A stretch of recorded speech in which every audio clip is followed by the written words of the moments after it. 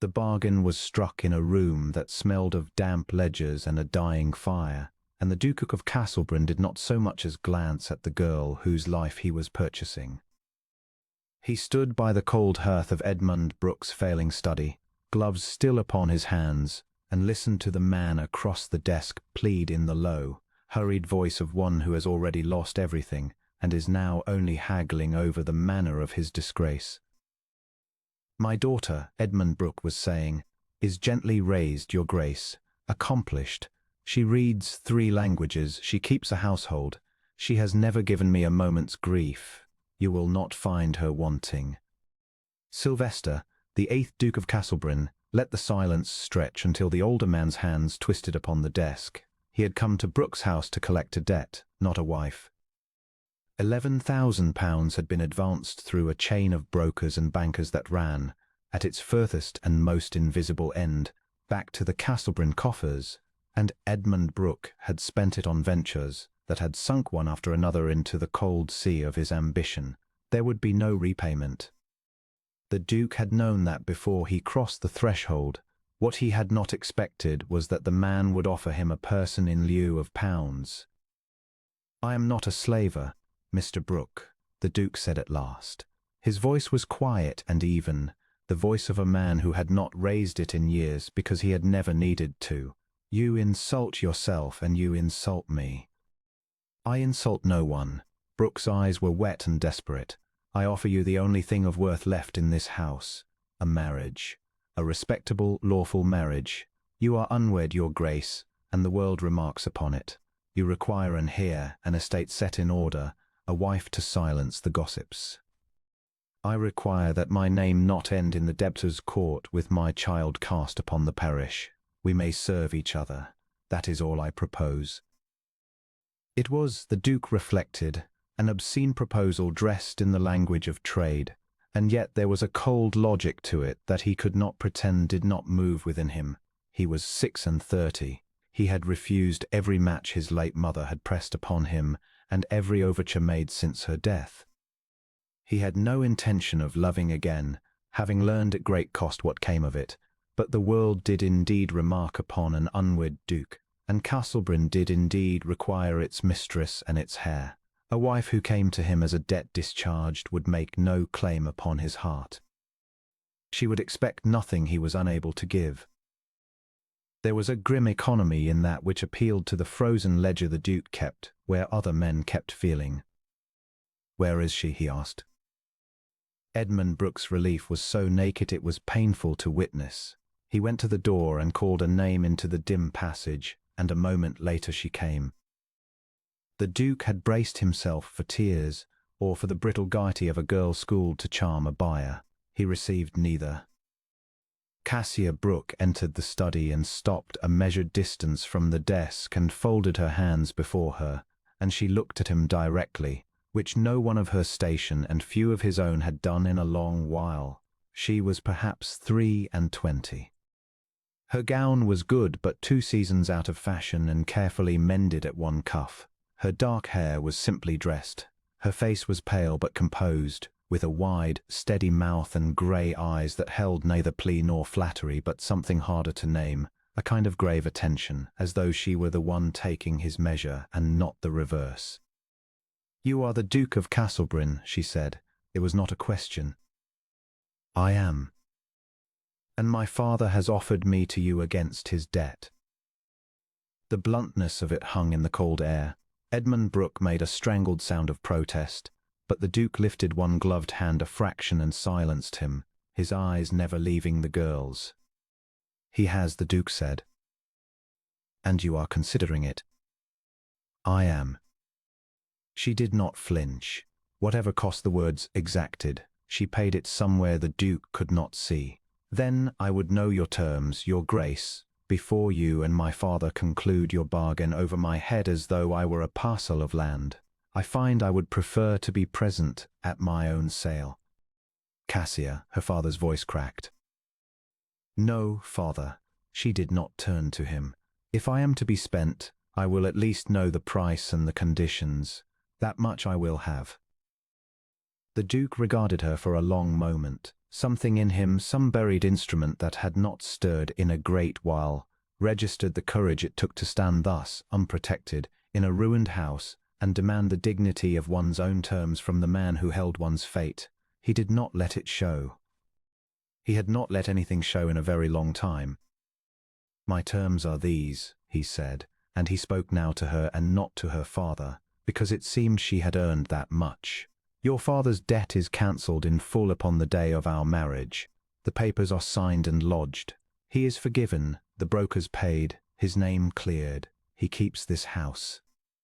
In exchange you become the Duchess of Castlebryn in law and in name. You will want for nothing material. You will have the running of my household, an allowance suitable to your rank, and the protection of my title for the remainder of your life." He paused. "But you should understand what you would be marrying, madam. I am not a warm man. I do not intend to become one. I keep my own counsel on my own hours and the better part of my house to myself. I will treat you with courtesy and I will never treat you with cruelty, but I will not pretend to an affection I do not feel, to you or to anyone. If you require love, you must not seek it from me. I have none to give. Those are my terms. I will not dress them more kindly than they are." He watched her absorb this. He had meant it to repel her, or at least to strip away any illusion she might cherish, and he waited for the small collapse, the trembling lip, the murmured acceptance of a woman with no choice. It did not come. "You are honest, at least," Cassia said. "I had not expected that. Most men who buy a thing will swear it is a gift. I am not most men, and this is not a gift. It is a transaction. I would not insult you by calling it otherwise."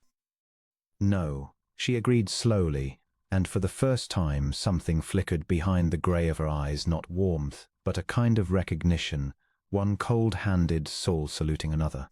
"You would not. Very well, your grace. I will tell you my terms in return, since you have been candid with me." Edmund Brooke half rose. "She has no terms, your grace. She is only a girl. She does not." "Sit down, Mr. Brooke." The Duke had still not raised his voice, but something in it put the man back into his chair.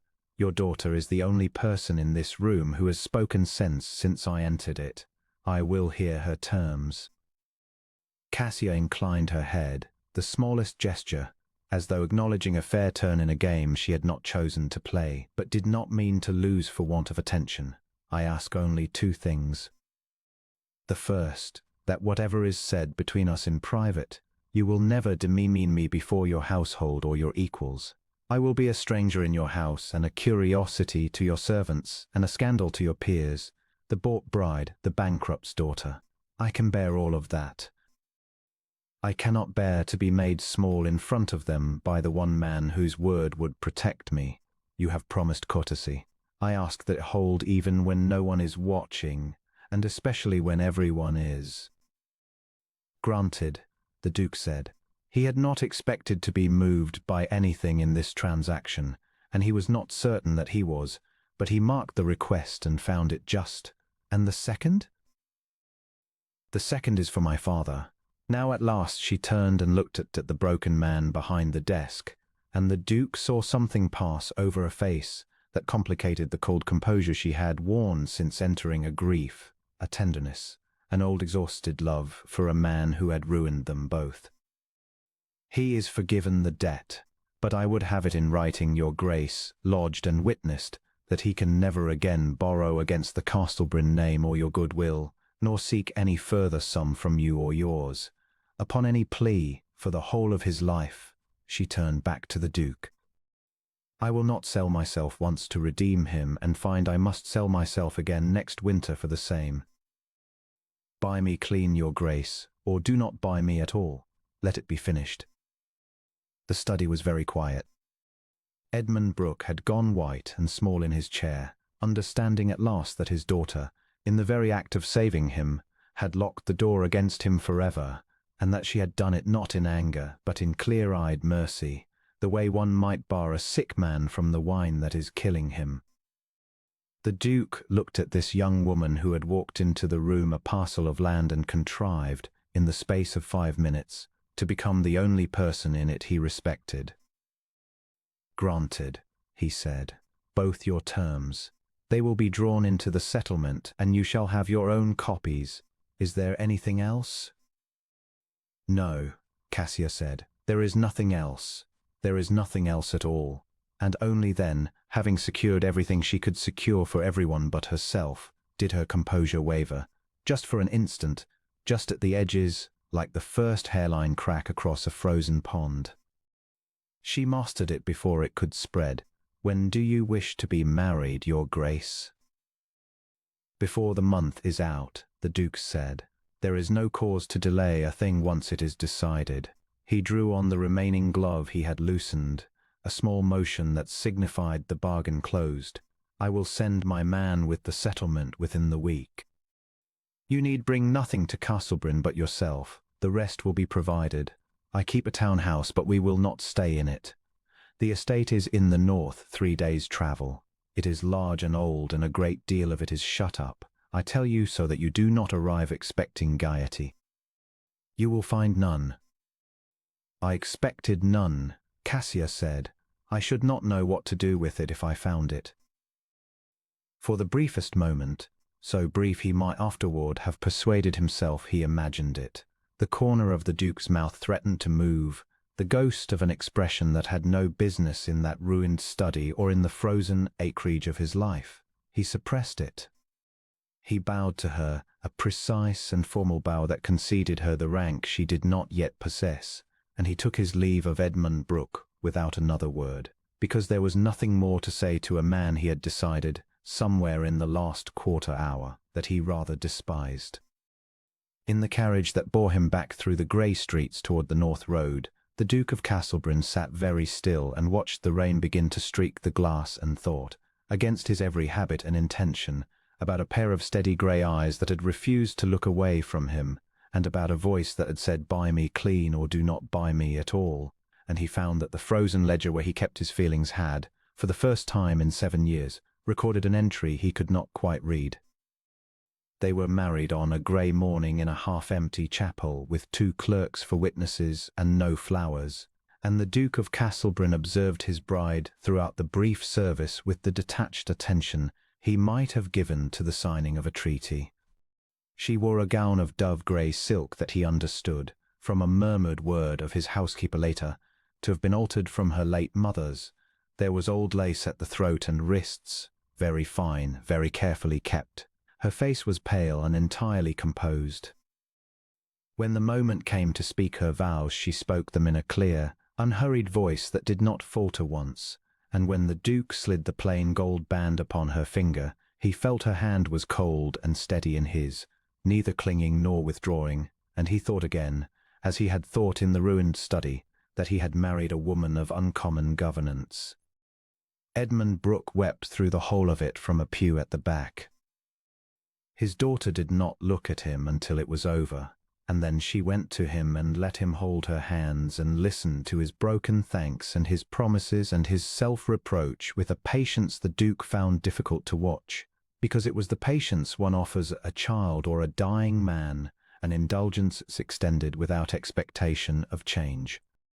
When at last she came away from her father, she did not weep, but the Duke saw, in the set of her shoulders as she crossed the cold stone floor toward him, the precise cost of what she had just done, which was to bid farewell to the only home, and the only love she had ever known in exchange for the protection of a man who had promised her nothing of the heart. "Are you ready, Your Grace?" he asked her, and the title was hers now in truth. "I am ready," she said. She looked back once at her father, lifted her hand to him, and then turned her face resolutely toward the door and the waiting carriage and the long grey road north. "Let us go." They travelled 3 days. The Duke was not a man who filled silence, and he discovered, to his faint surprise, that his new Duchess was not one either. She did not chatter to ease her own nerves. She did not pepper him with questions about Castlebryn or angle for assurances about her position. She watched the country change through the carriage window. the soft green south giving way by degrees to the harder, wilder, more beautiful north, the hedgerows surrendering to dry stone walls, and the gentle hills rearing up into moorland the colour of rust and ash. When she spoke at all, she spoke briefly and to some purpose, asking the name of a river they crossed, remarking on the quality of the light over a far ridge, observing once, as they passed a village where children ran out to gape at the ducal arms upon the carriage door, that the cottages there wanted re-thatching before the winter. The Duke, who had not noticed the thatch, found himself looking at it and finding her right. On the third evening they came at last to Castlebryn, and the Duke watched his bride's face as the house rose before them, because he wished to see what she would make of it.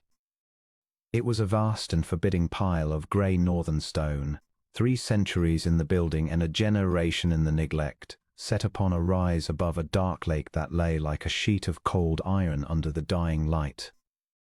Half its 100 windows were shuttered or blind. Ivy had got into the eastern wing and was slowly pulling it down.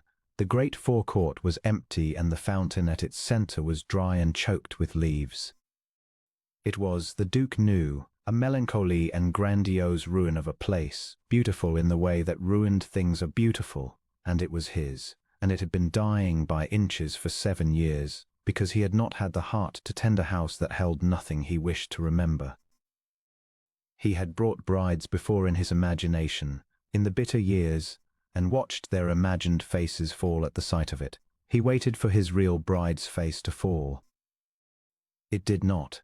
Cassia leaned a little toward the window and looked at Castlebryn for a long, considering moment, and what came into her grey eyes was not dismay but something closer to recognition, the look of a person who has met another wounded creature and understands it at once.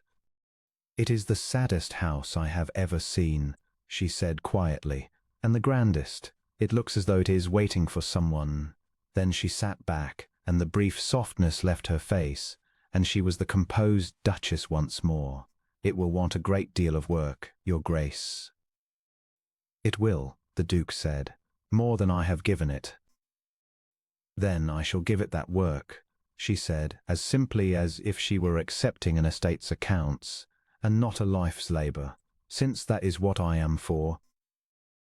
The household assembled to receive them in the great hall, and it was a thin and apprehensive household, far too few servants for a house of that size, and the Duke saw them take in their new mistress with the swift, cruel appraisal of servants everywhere. They knew her history. Servants always knew. He saw the housekeeper, Mrs. Penhallow, a rigid grey woman who had run Castlebryn in its mistressless years with iron economy, fold her hands and lift her chin in the unmistakable posture of one prepared to resent any interference. He saw the steward, the cook, the few maids and footmen and grooms, and he saw the worriness in every face, and he understood that his Duchess was walking into a small cold kingdom that had learned to do without a queen and did not want one now. Cassia walked the line of them slowly. She did not perform graciousness. She did something rarer. She stopped before each servant and asked their name and their post, and she listened to the answer, and she remembered it. The Duke could see her remembering it, fixing each one in her mind. To the cook she said she had heard the northern kitchens kept old receipts the south have forgotten, and that she should like to learn them. To a young housemaid who could not meet her eye, she said something low that brought a startled, grateful flush to the girl's face.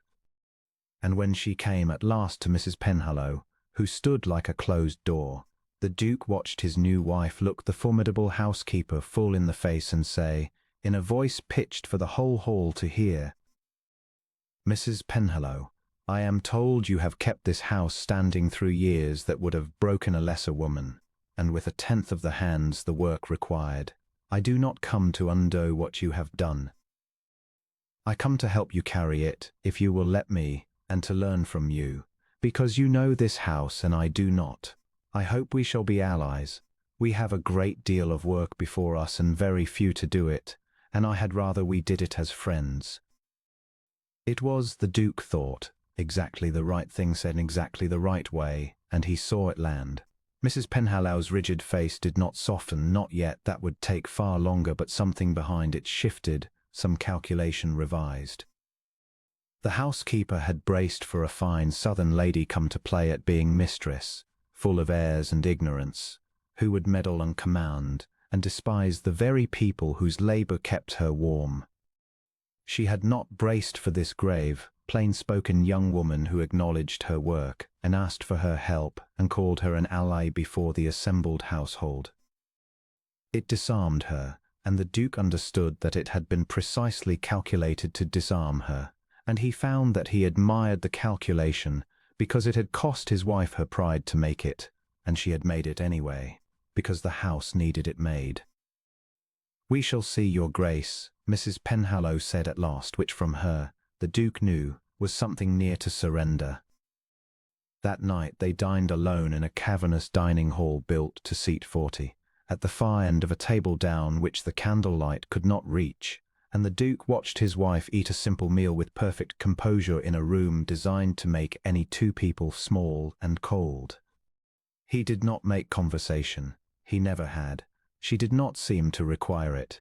But near the end of the meal she set down her glass and looked at him down the long expanse of dark polished wood and said, "I should like to understand my situation plainly, your Grace, so that I do not give offence through ignorance. You have told me you are not a warm man and do not intend to become one. I have accepted that. I expect nothing of the kind, but I would know where the borders of this house lie. Which rooms are mine to set in order, and which are closed to me, where I may go and where I may not, whom I may command and whom I may not. I would rather know the boundaries now than discover them by crossing them." It was a fair question, and the Duke answered it fairly. "The house is yours to set in order, all of it save one wing. The east wing, the ruined wing, the one the ivy was pulling down, the one he had locked 7 years ago and never since unlocked. The east wing is closed. It will remain closed. You need not concern yourself with it. The rest of the house will furnish you labour enough for 10 years. I ask only that you leave that one part of Castlebryn to me, and to the dust, and that you do not ask me why." He waited for the question, the woman's question, the prying, gentle question that would seek the wound beneath the prohibition. Cassia looked at him for a long moment across the candlelit dark, and the Duke had the sudden uncomfortable sense that she saw a great deal more than he had said, that those steady grey eyes had read in the flatness of his voice and the locked door of his face the whole shape of a grief he had named to no one in 7 years. But she didn't ask, she inclined her head. "The east wing is yours," she said. "I shall not go there, and I shall not ask you why. A house may keep its secrets, your Grace, the same as a man. I have a few of my own." She rose, and the candlelight moved over the old lace at her throat. "I am tired from the road. With your permission, I will retire. We begin tomorrow, I think, you and I, the great work of waking this sad house. I find I am glad of it. Idleness was never my comfort." She dropped him a slight, precise curtsy. "Good night, your Grace. I will try to be a good steward of what you have given me."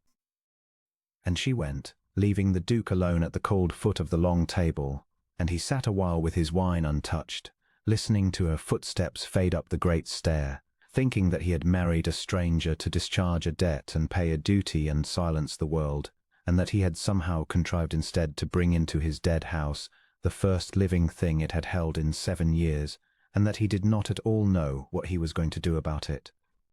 He had built his walls high, and he had built them for good reason, and he had no intention of letting them down.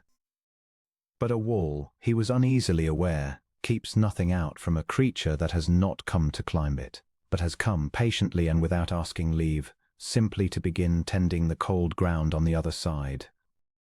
The first morning of his marriage the Duke woke before dawn, as he always did, and lay a while in the cold grey light of his own chamber listening to the unfamiliar fact of another soul under his roof. He had slept alone at Castlebryn for 7 years, and for 7 years the house at that hour had been a tomb, silent but for the wind off the lake and the settling of old timbers. This morning it was not silent.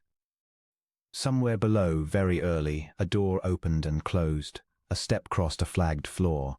The faint domestic music of a household beginning its day, a household. The Duke understood with a strange jar that his wife had set in motion before the sun was up.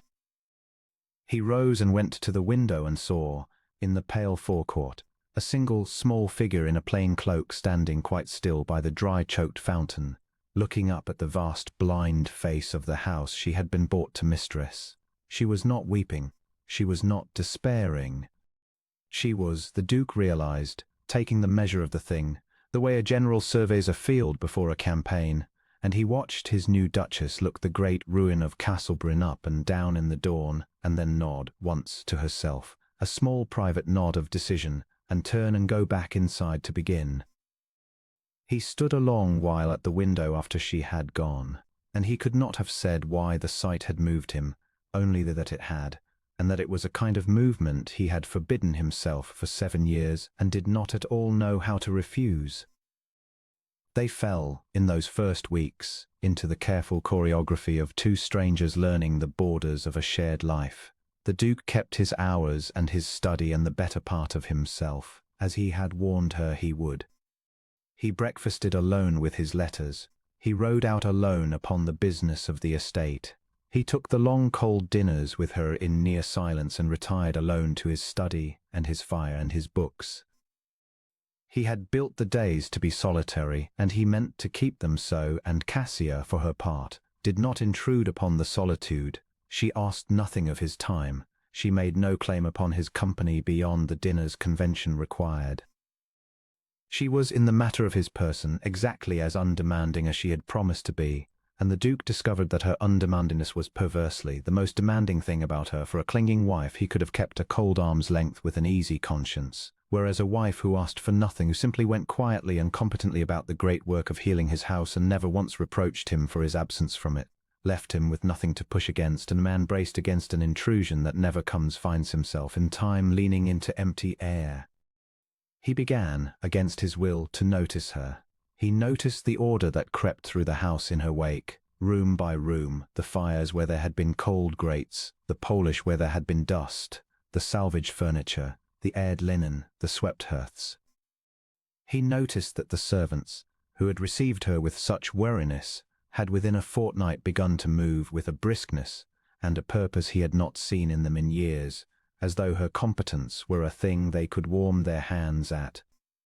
He noticed that she ate little and worked much, that she rose before the maids and retired after them, that she had taken upon her own slight shoulders the whole vast burden of a house that had been falling down for a generation, and that she carried it without complaint and apparently without doubt. And he noticed one cold morning in the monument room where he had gone to fetch a deed and found her bent over the estate the steward, the particular quality of her attention, the way she frowned over a column of figures, the way she asked the steward a question so shrewd that the man, who had grown lazy under a master who never checked his work, sat up straight and answered it carefully, and the Duke had stood in the doorway unobserved and watched his bought bride run her finger down 7 years of his own neglect and understood, with a discomfort that was almost shame, that she had grasped the management of Castlebryn more thoroughly in a fortnight than he had troubled to grasp it in 7 years. "You disapprove of how the estate has been kept," he said to her that evening, down the long dark table, more sharply than he intended. Cassia looked up from her plate, unhurried. "I do not disapprove of you, your grace, if that is what you ask. A man who has carried a great grief has little heart to spare for drains and rents and thatch. It is no failing in him, only a sorrow. But the drains and the rents and the thatch do not pause for sorrow. The tenants by the mill have wanted their roofs mended these 3 winters and have not asked, because they have understood there was no one minded to hear them. There is someone minded now. That is all. I do not reproach the years that are gone. I only mean to mend the years to come."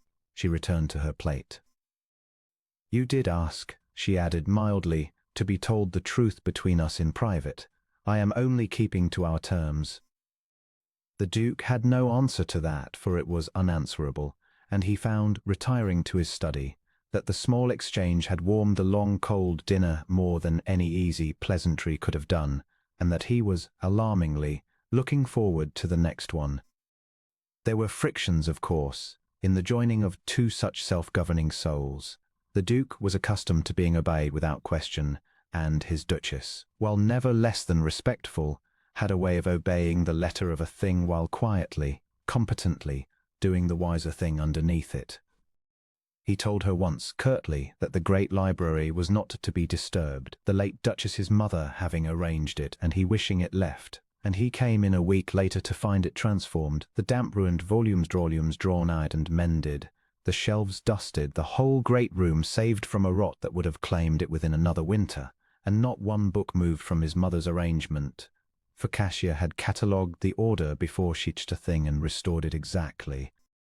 He had opened his mouth to rebuke her for disturbing what he had forbidden disturbed, and had closed it again, for she had not disturbed it. She had saved it, and left it as he wished, and obeyed and overruled him in the same stroke, and there was nothing to rebuke and a great deal, had he been able to say it, to thank. He did not thank her. He was not yet able, but he sent up, the next morning, by Mrs. Penhallow, a key to a cabinet in that library where the rarest of the books were kept locked, a key no one had held but himself in 7 years, with a single line in his own hand. These also will want tending. Use them as you see fit. It was the nearest thing to thanks the frost in him could yet produce, and he understood, sending it, that he was beginning to do with his wife exactly what he had done over the meadows he would later drain in secret, to grant her wishes by stealth, to give her things he could not bring himself to name as gifts, to warm toward her in deeds while keeping his words and his face as cold as ever. He told himself it was nothing. He told himself a great many things in those first weeks, and believed fewer and fewer of them, and went on, day by careful day, leaning further into the empty air where his resistance used to be. The wound the Duke kept behind the locked door of the east wing had a name, and the name was Eleanor. He thought of her rarely now, having trained himself out of it as a man trains himself out of a vice. But in the first weeks of his marriage, with another woman moving quietly through his house, the memory rose against his will. Eleanor Vane had been the great love of his younger self, 7 years gone in a lifetime. He had courted her through one bright impetuous summer, when he was newly come to the title, and still believed the world a generous place. He had loved her with the whole undefended force of a young man who has never been taught that hearts can be used as currency. She had said yes. The banns had been read. The east wing had been opened and aired and hung with new silk to be her morning rooms, her music room, her nursery in the fullness of time. And then, 11 days before the wedding, Eleanor had run off to the continent with a man of no fortune and considerable charm, leaving the Duke a letter that explained with a frankness he had found more cruel than any deceit that she had never loved him at all, that she had accepted him for Castlebryn and the title and the security, and that she found in the end she could not sell herself even for so much, and was sorry, and hoped he would understand. He had understood. That was the worst of it. He had understood perfectly that he had been a transaction to her, a comfortable arrangement, that the warmth he thought he had won had been a fiction maintained for his money, and that the one time in his life he had given his whole heart, he had given it to a woman who was only ever counting his rooms. He had locked the east wing the day her letter came, the new silk still on the walls, and he had not opened it since, and he had resolved, with the cold thoroughness of which he was capable, never again to be such a fool. He would do his duty. He would marry in time, for the estate and the heir, a sensible bloodless arrangement with no pretence of love on either side, where no one could be betrayed because no one had given anything away. He had built that resolve into a fortress over 7 years. And then Edmund Brooke had offered him exactly such an arrangement, a wife purchased against a debt, a transaction with no pretence of love, and the Duke had thought, here is the safe thing. Here is the marriage that cannot wound me, because I have already declared there is nothing in me to give and nothing I expect to receive. He had walked into that ruined study armoured in 7 years of frost. He had not reckoned on Cassia Brooke. For Cassia did not behave like a woman in a transaction, That was the trouble, the slow, insidious trouble that worked at the Duke through the turning of the autumn. A woman who had married for security might have been idle, or sullen, or grasping, or falsely sweet. He had been braced for all of these, and would have known how to keep his frost against them. Instead, his wife rose early and worked, genuinely worked, harder than any servant in the house, and she worked not at adorning herself, but at healing Castlebryn. He would come upon her in some long shuttered room with her sleeves turned back and dust in her dark hair, directing the airing of damp linens or the cataloguing of a neglected library, or the salvage of furniture the damp had nearly claimed. He would find her in the kitchens learning the cook's northern receipts, and the cook, who had not smiled in living memory, half smiling.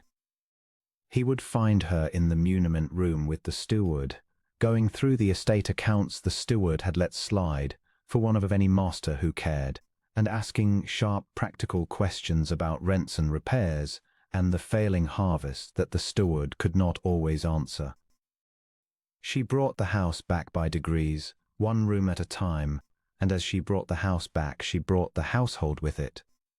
The thin, apprehensive servants the Duke had assembled in the great hall grew, week by week, into something he had not seen at Castlebryn since before Eleanor, a working household with its blood up, fires lit in rooms that had been cold for years, the dry fountain in the forecourt cleared, and the choked leaves carted away, the wild garden cut back from the lower windows, so that light fell into rooms that had lived in twilight. And at the centre of it, never raising her voice, never claiming credit, never once playing the grand lady, moved the bought bride, the bankrupt's daughter, who had walked into a dying kingdom that did not want a queen and had simply, patiently, by sheer steady competence and unfeigned kindness, made herself indispensable to it. Mrs. Penhallow surrendered first, and the surrender was complete. The Duke heard of it from the housekeeper's own changed manner, the new fierceness with which she defended her mistress against any grumbling below stairs, the way she had taken to saying her grace this, and her grace that in a tone that brooked no question. The cook surrendered. The maids surrendered, the young housemaid Bess most of all, who followed the new Duchess about with the worship of a girl who has been seen and valued for the first time in her hard life. The tenants surrendered. Cassia rode out among them through the cold autumn, in a plain habit and her mother's old cloak, and she went into the cottages, and she saw the thatch she had remarked upon the carriage and put repairs in hand before the winter, and she sat by sick beds and asked after children and remembered names, and the Duke, riding the estate on his own grim errands, began to hear his wife spoken of by his tenants in a tone they had never used any Castlebryn in his lifetime, a tone of warmth, of something near to love. He told himself it was nothing to him. He told himself it was merely that he had, by good fortune, purchased a competent woman, and that a well-run house and contented tenants were no more than the practical return upon his bargain. He told himself this with great firmness and at frequent intervals, and he did not believe it, and his disbelief frightened him more than anything had in 7 years. Because the truth, the cold inadmissible truth, was that the Duke of Castlebryn had begun to watch for his wife. He found himself looking up when a door opened, hoping it was her. He found himself, at the long cold dinners they still shared in near silence, listening for the few brief sensible things she said, and turning them over afterward in the solitude of his study. He found himself riding the estate by routes that brought him past wherever she was likely to be, and telling himself it was the steward's business that took him there. He found that the few square feet of the world in which Cassia stood had become the only warm places in a house he had kept deliberately cold for 7 years, and that he went toward warmth the way a man half frozen goes toward a fire, against his judgment, against his will, because the body wants what it wants, and the body of his frozen heart wanted, God help him, to be near her. There were collisions, small daily collisions, in which the war within him showed itself. She asked him once, over the accounts, whether the lower meadows might be drained, a great expense, but one that would double their yield, and he had heard himself answer her too sharply, refusing the thing not because it was unwise, but because she had asked it warmly, with her sleeves turned back and her grey eyes bright with the pleasure of useful work, and her warmth had reached toward his frost, and he had recoiled from it like a burned hand. He saw the small hurt in her face swiftly mastered, and he hated himself for it, and he could not unsay it, and he drove the meadow question out of his mind for a week before he sent the steward, quietly, without explanation, to begin the drainage she had wanted, and let her discover it done without ever acknowledging that he had granted her wish. She knew, though. He understood she knew. She always seemed to know. When the drainage began, she did not thank him or remark upon it. She only looked at him. Once, across the dinner table that evening, a long grave looked down the length of the candlelit dark, and inclined her head the smallest fraction, as though to say, I see what you have done, and I see why you would not say it, and I will not embarrass you by naming it. And the Duke had looked back at her, and not been able to look away, and the silence between them had filled, for one dangerous candlelit moment, with everything neither of them was saying. The seasons turned. The rust and ash of autumn deepened, the last leaves came down off the great beeches along the lake, the light thinned and went silver, and the first frosts laid their white fur over the waking gardens his wife had cleared. The Duke moved through his restored house among his restored servants and his thawing tenants, and he watched the bought bride he had brought to discharge a debt make Castlebryn live again, one warm room at a time, and he understood, with a dread that was not entirely dread, that she was thawing the house, and that the house was only the beginning, and that the cold thing she was truly thawing, slowly, patiently, without ever once laying siege to it, was him. The matter of the tenants was, the Duke came slowly to understand that autumn, the matter on which his wife had quietly staked the whole of her position, and it was the matter on which he first saw plainly the difference between the cold thing he had been and the warm thing she was. He had ridden the estate all his life as a man rides over his own property, which is to say without truly seeing it. The tenants were figures in the steward's ledger, sources of rent and occasions of repair, and the Duke had passed among them for years, with the distant civility of a man who knows the names of his horses better than the names of the men who farmed his fields. Cassia knew the men and the women and the children within 2 months. She rode out among the cottages in her mother's old cloak, and she did not ride past them as the Duke did. She stopped and got down and went in. She sat at the smoky hearths of people who had never had a great lady cross their threshold for any kinder purpose than to collect a rent, and she drank their poor tea and held their babies, and asked after their old folk, and their sick beasts and their leaking roofs, and she remembered, the next time, everything they had told her. The Duke, riding the estate on his own grim errands, began to see the change in how his own people looked at the ducal arms. Where before they had touched their caps and lowered their eyes and waited stone-faced for the Lord to pass, now they came out to the road, the women especially, to bob a curtsy and ask shyly whether her Grace was well, and to send up their thanks for this kindness or that mending, kindnesses and the Duke himself had known nothing about, until he understood that his wife had, in the space of a single autumn, become more beloved on his own land than he had been in 36 years of owning it. It ought to have galled him. A lesser man, a colder man, the man he had been a year before, would have been galled, would have felt the tenant's love for the Duchess as a reproach to himself or even as a kind of theft.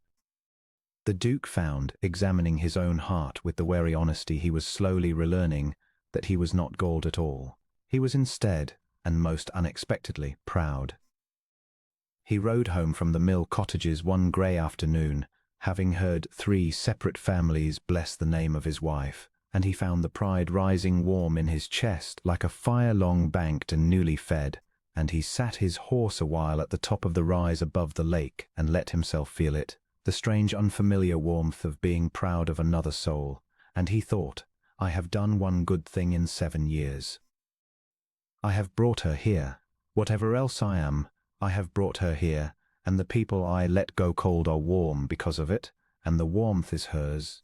But the bringing of her was mine, and perhaps there's the beginning of some account of good set against the long account of frost. There came in late October a test of the thing, small in itself but large in what it showed. An old widow at the far edge of the estate, a Mrs. Tace, who had no kin and no longer the strength to work her scrap of land, fell behind in her rent, as such people do, and the steward, in the old cold way, brought the matter to the Duke with the assumption written plain on his face that the widow would be turned out and the cottage let to a sounder tenant, that being the management the estate had always known. The Duke, a year before, would have signed the thing without a thought. He found himself this autumn hesitating, and in the hesitation he did a thing he had never done. He sent for his wife and laid the matter before her. "The steward advises she be turned out," he said. "She cannot pay and cannot work, and the cottage is wanted. It is the usual course. What would you do?" Cassia did not answer at once. She looked at the steward's note a long moment, and then she looked at the Duke, and the Duke had the sense, as he often did with her, of being himself gently weighed. "I would ask," she said slowly, "what Mrs. Tace did, in the years she could work, that the estate is so quick to forget now she cannot. She and her husband farmed that scrap 40 years, and paid their rent through floods and bad harvests, and never once asked for relief, did they, until she was old and alone and her strength gone. An estate is not only the rents it takes in a good year, Sylvester. It is also the debt it owes to the people who carried it through the bad ones. I would not turn her out. I would forgive her the rent for her life, which will not be long, poor soul, and I would send Bess or another girl down twice a week to see she is warm and fed, and I would let it be known on the estate that Castlebryn does not throw away the old who served it well. Do you know what that one act of mercy would buy you, your grace, in the hearts of every family on this land? More than the rent of 100 cottages. They would die for a lord who would not turn out old Mrs. Tace. But of course," she added, lowering her eyes, "the estate is yours, and the decision yours, and I have given my view because you asked it, and I will say no more." The Duke looked at her a long moment, and then he took up his pen and wrote across the steward's note, in his own hand, "The rent is forgiven for the widow's life. See that she wants for nothing, by order." And he signed it, and he handed it to the steward, who took it with a face full of frank astonishment, and the Duke understood, watching them go, that the order would be all over the estate by nightfall, and that his wife had been entirely right about what it would buy him, and that he had not done it to buy anything, that he had done it because she had shown him in 5 plain sentences the shape of a kind of lordship he had never been taught, and had spent frozen years too wounded to imagine. A lord's not the taking of rents, but the keeping of fated, suddenly and bodily, to be that kind of lord, the kind she so plainly believed, against all his cold history, that he could become. "You credit me with a goodness I have not earned," he said to her low when the steward had gone. "I credit you with a goodness you have not used," Cassia corrected him gently. "There is a difference. The coin is in the strong box, Sylvester, whether or not it is spent. I have only opened the box. The gold was always yours." And she dropped him a small curtsy and went out about her work, and the Duke sat alone with the forgiven widow's note and the strange warm ache of being seen, accurately and kindly, by the one person in 7 years who had bothered to look past to the banked fire underneath, and he thought that he had bought himself a wife to clear a debt, and that the debt he had thereby incurred to her, the debt of being made better than he was the only debt in his life he had ever been glad to owe.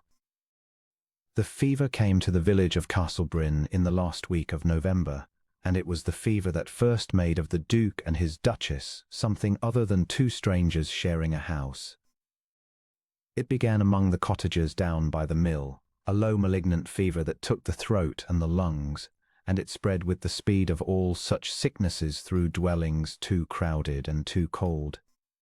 The Duke heard of it first from his steward, who reported it in the flat, resigned tone of a man accustomed to a master, who did not greatly care what befell the tenants so long as the rents came in.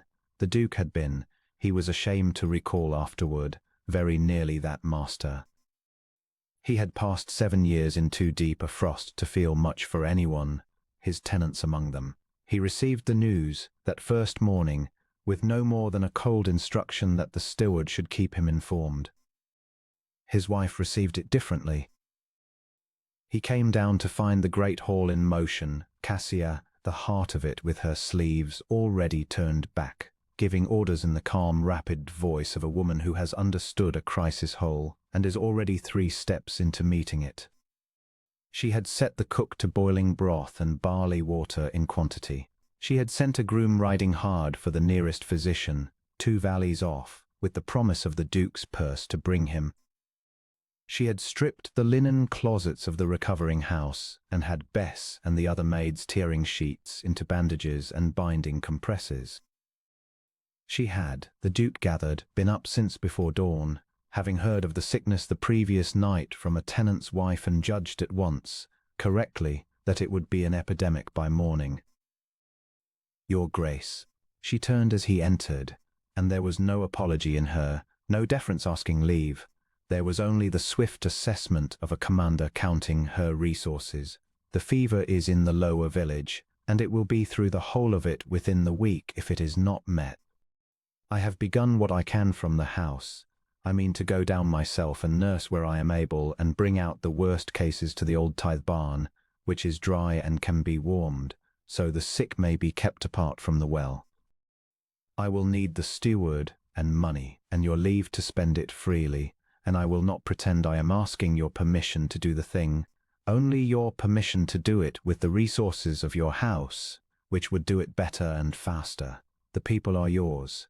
They are dying. I am going down to them. Will you help me, or will you stand aside?" It was, the Duke understood, the moment upon which a great deal turned. She had laid it bare before him. "The people are yours. They are dying. Will you help or stand aside?" 7 years of frost counselled him to stand aside, to give her the money and the steward, and remain himself untouched, behind his walls, in his cold and safe remove. He looked at his wife, dust and purpose upon her, ready to walk down into a plague to nurse strangers who were his by every law of God and land, and whom he had let the steward manage like cattle, and he found that he could not do it. He found that the frost, in that one moment, would not quite hold. "I will help you," the Duke said, "and I will come with you." He saw the surprise break across her face, swiftly hidden, and beneath it something else. Something that warmed him absurdly even in that grim hour. She had not expected it of him. She had braced for the cold remove, and he had surprised her, and the surprise pleased her. "Then we had best go," she said simply. "There is no time to spend on being astonished." They went down together, the Duke and the Duchess of Castlebryn, into the fevered village, and the Duke worked beside his wife for 9 days and nights, as he had never worked at anything in his life. They cleared and warmed the old tithe barn and brought the worst of the sick to it on hurdles. The physician came and stayed and did what little the medicine of the age could do, which was less than Cassia's plain nursing did, the broth and the barley water, the cool cloths and the warm fires and the changed linen, and above all the simple unflagging presence, the staying by, the sitting through the bad nights with a hand to hold and a low voice in the dark. The Duke had not known he possessed the capacity for it. He learned. He carried the sick, and he hauled the water, and he kept the fires, and he sat the night watches, and once, near the worst of it, he held a dying old man, one of his own tenants, a man he had never troubled to know, and he watched the man go, and he understood for the first time in 7 years that he had spent those years die inches behind his walls, and that the only difference between himself and the old man under his hands was that the old man had at least been warm to someone at the end. And through it all there was Cassia. He watched her never falter. He watched her go grey with exhaustion and keep working. He watched her gentleness with the frightened children, and her firmness with the panicking parents, and her tireless competence at the 100 practical tasks of nursing a village through a plague. He watched the people, his people, look at her with a devotion that deepened by the hour, and call her their angel, their lady, their own, and he watched her wave the words away and keep working.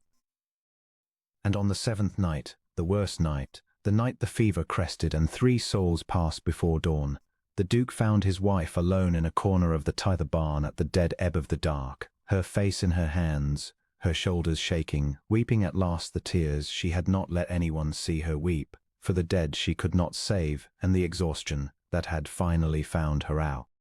He did not think. For once in 7 years the Duke of Castlebryn did not think. He only crossed the dim barn and sat down beside his weeping wife on the cold straw, and after a moment, awkwardly, as a man does a thing he has forgotten how to do, he put his arm about her shoulders. She went still. Then she turned, and she put her face against his shoulder, and she wept, and the Duke held her in the freezing dark of the tether barn while the fever burned itself out in the bodies all around them, and he felt, against the side of his neck, the warmth of her breath and her tears, and he felt his own throat tighten with something he had locked away for 7 years, and he held her, and he had not let go, and he said low, the only thing he could find to say, "You have done everything that could be done, more than any soul alive could have done. The ones who live because of you. The ones who die would have died alone in cold rooms if you had not come. You are not God, Cassia. You cannot save them all.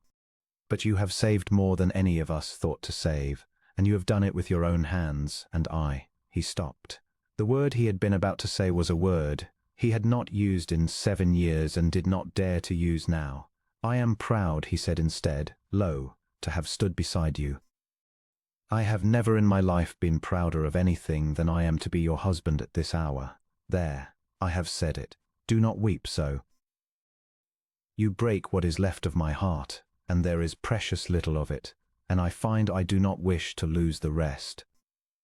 She lifted her face from his shoulder and looked at him in the dim light, her grey eyes drowned and astonished, and for a long moment in the dark of the fever barn, they only looked at one another, the bought bride and the frozen Duke, with everything changed and nothing yet spoken.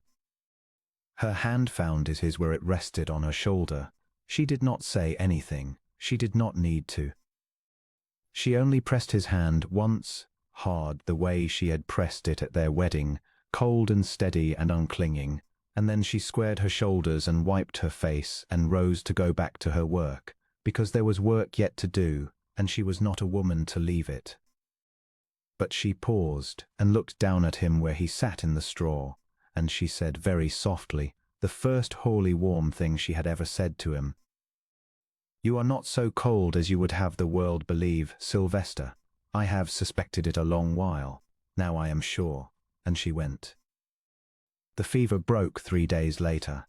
They had lost 7 souls out of the village. They had saved, the physician said gravely, 4 times that number who would surely have died without the barn, and the nursing and the Castlebryn purse spent without stint. When the Duke and Duchess rode at last up the long drive, grey with exhaustion, the whole household came out to receive them, and Mrs. Penhallow, who had never in her iron life been seen to weep, wept openly at the sight of her mistress brought safe home. The tenants who could walk came up from the village to stand in the cold forecourt and bare their heads as the Duke and Duchess passed, and the Duke heard behind him a voice in the crowd say to another, "There go our Lord, and God keep them," and he realized it was the first time in his life he had ever heard himself spoken of with love, for the first time, by ceasing for 9 days to be cold.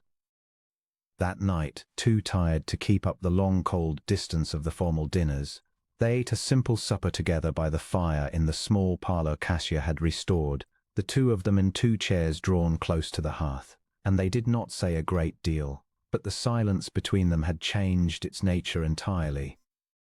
It was no longer the silence of strangers in a transaction.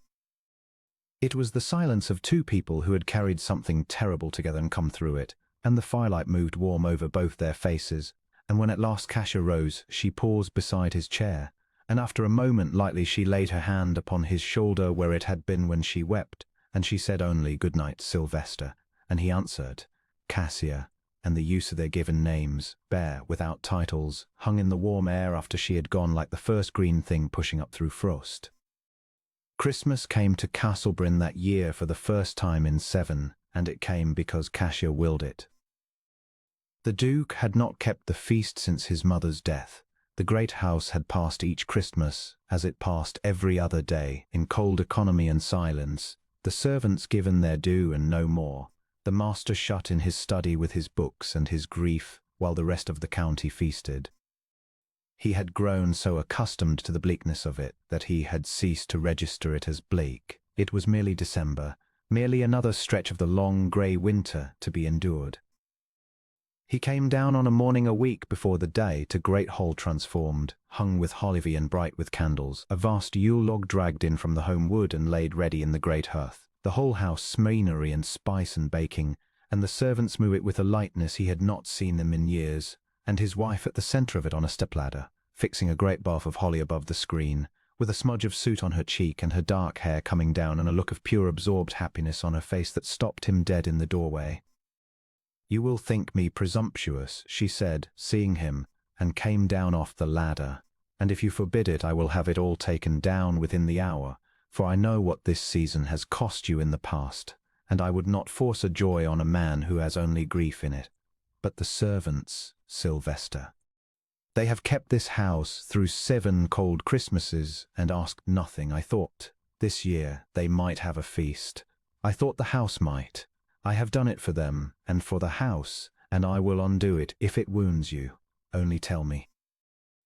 The Duke looked at the transformed hall, the greenery and the candles and the waiting Yule log, the bright thing his wife had made in the dead heart of his dead winter, and he found that it did not wound him.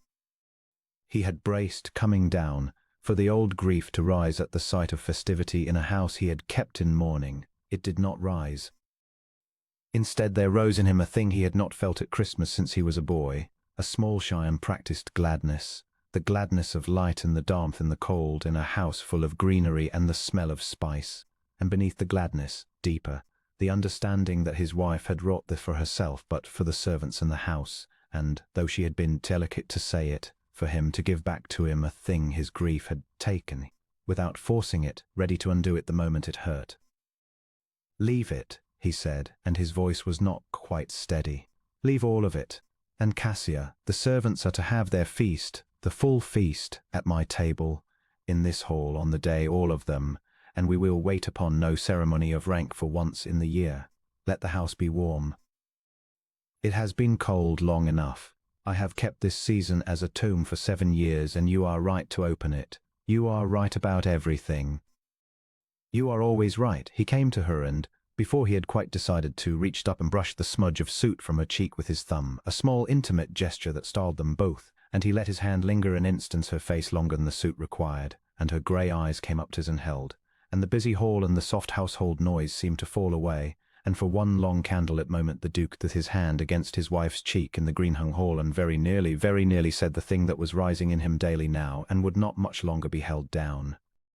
Then a servant called across the hall for the Duchess's direction on the placing of the log, and the moment broke, and Cassia smiled and turned to her work, and the Duke went to his study with the warmth of her cheek still on his hand and sat along while doing nothing at all but feeling it. The feast itself was such a one as Castlebryn had not seen in living memory. The whole household sat down at the great table, master and duchess at the head, and the lowest scullery maid below the salt, but at the same board, and there was goose and beef and a great plum pudding that Cassia and the cook had made between them, and the Duke, who had not laughed in company in 7 years, found himself laughing twice at some sally of old Miss Pennell's grown unbent by the season, and a glass of the Duke's own port, and the sound of his own laughter in the warm hall was so strange to him that he half looked round for its source. Cassia caught his eye down the festive table, and the look she gave him was so full of joy at the sound of his laughter, so plainly glad on his behalf and not her own, that the Duke understood, all at once and with perfect clarity, sitting at the head of his own Christmas table among his own warm household, that he loved her. Not that he might come to love her, not that he was in danger of loving her, but that he loved her now, wholly and past any unsaying, that it was the simplest and most settled fact of his life, and that the only remaining question was the old cowardly one of whether he would ever find the courage to say it. After the feast, when the servants had been sent off warm and merry to their own quarters and the great house had grown quiet, the Duke and Cassia sat alone before the dying Yule log in the hall, and the Duke, made bold by the day and the port and the warmth, did a thing he had not done. He drew his chair close to hers, close enough that their shoulders touched, and he sat with her in the firelight watching the great log burn down, and after a while, without a word, he took her hand. She did not start, and she did not draw away. She only turned her hand in his so that their fingers laced easily as though they had done 100 times, and she leaned, just slightly, into his shoulder, and they sat so in the firelight in the green-hung hall on the first Miss Castlebryn had known in Sevington, hand in hand, watching the Yule log burn, and the Duke felt the frozen architecture of 7 years' grief shift and begin in the warmth to come quietly down, and he thought that have given the whole of his fortune for this 1 hour, the simple wordless hung of one beloved hand by a dying fire, and that he had it for nothing, that it had come to him as a gift. In the depth of the winter he had always thought the cruelest season, and that he would never again be able to think the winter cruel, for it had given him this. Outside the snow had begun to fall, the first feathery promise of the great fall that would soon bury the world and shut them up together for 9 days, and inside, by the embers of the Yule log, the Duke of Castlebryn held his wife's hand in the warm dark and felt, for the first time in 7 years, entirely and simply at peace. In the deep heart of that winter, between the Christmas feast and the great snow, there came a hard cold spell that froze the lake solid and the ground iron, and the Duke learned in it another measure of his wife and of himself. A child of the estate, the smith's youngest boy, went out upon the frozen lake against all warning to slide upon the new ice, and the ice, treacherous at the deep end where a spring fed cold water up beneath it, gave way, and the boy went through into the black water, and the cry went up across the still afternoon and reached the house. The Duke heard it from his study, and was out and running for the lake before he had thought, and Cassia was there before him, having been nearer, and what the Duke saw as he came down the slope froze his blood worse than any cold. His wife was out upon the ice, flat on her stomach, spreading her weight as the country wisdom taught, working her way toward the black hole where the child's small hands clawed at the crumbling edge, the ice creaking and starring beneath her, and any moment, it might take her too. Cassia, the Duke's voice tore out of him with a terror he had not known he could feel, the terror of a man who sees the one irreplaceable thing in his life in mortal danger, and understands in the same instant exactly how irreplaceable it is. Cassia, the ice will not bear you. It will bear me flat, she called back, not pausing, and it will bear a ramp, Sylvester. Now, and do not come out, you'll break it under us both. And the Duke, who had given the orders all his life and obeyed knife, but she was right and there was no time to be otherwise, and he roared for rope and for the grung himself down at the ice's safe edge and paid out the life had called for, and Cassia, flat upon the groaning ice now about her, reached the hold the drowning child by last moment his could have held, and the men hauled, steadily, on the Duke's shouted command, and drew them both back across the cracking ice to the solid shore, the half-frozen, sobbing boy and the soaked and shuddering Duchess who had gone out after him without a thought for herself, exactly as she had gone down into the fever, exactly as she had given her whole heart in the snow, holding nothing back, ever for her own safety or her own sake. They got the child warm and he lived, and the Duke, when the boy was carried off to his mother and the danger passed, turned to his wife, who stood dripping and blue-lipped and shaking on the frozen shore, and he found that he was shaking too, and not with cold. He took off his own greatcoat and wrapped it round her, and his hands were not steady doing it, and he said, low and rough, do not ever do such a thing again. When I saw you out upon that ice I thought my heart had stopped. I thought, if it takes her, there is nothing left, there is nothing in the world left for me at all.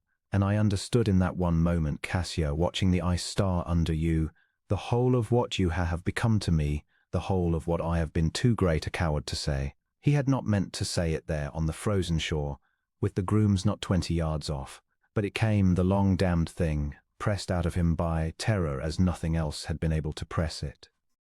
He stopped on the very edge of the word, and his wife looked up at him out of the collar of his own great coat, her lips blue and her grey eyes very wide, waiting, and the Duke, even then, even there, felt the old frost rise one last time and close his throat, and he could not quite finish it.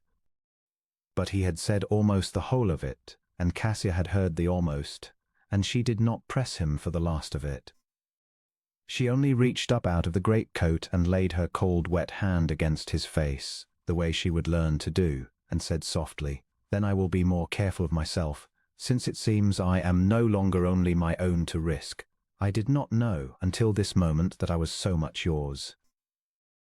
You have just told me a great deal, Sylvester, more than I think you meant to, and I will press you for the rest, for I see it will come in its own time, and I find I can wait for it now without any fear at all, for a man does not look just now at a thing he does not love. And the Duke had only been able to draw her in against him there on the frozen shore and all, and hold her, his cheek against her cold wet hair, while the men politely looked away, and the short winter day fell over the deadly beautiful lake, and he had understood that the last sheet of his ice had cracked clean the moment he saw her out on the lakes, and that it was now only a matter of time and of courage, and that both, under her long patient warmth, were coming.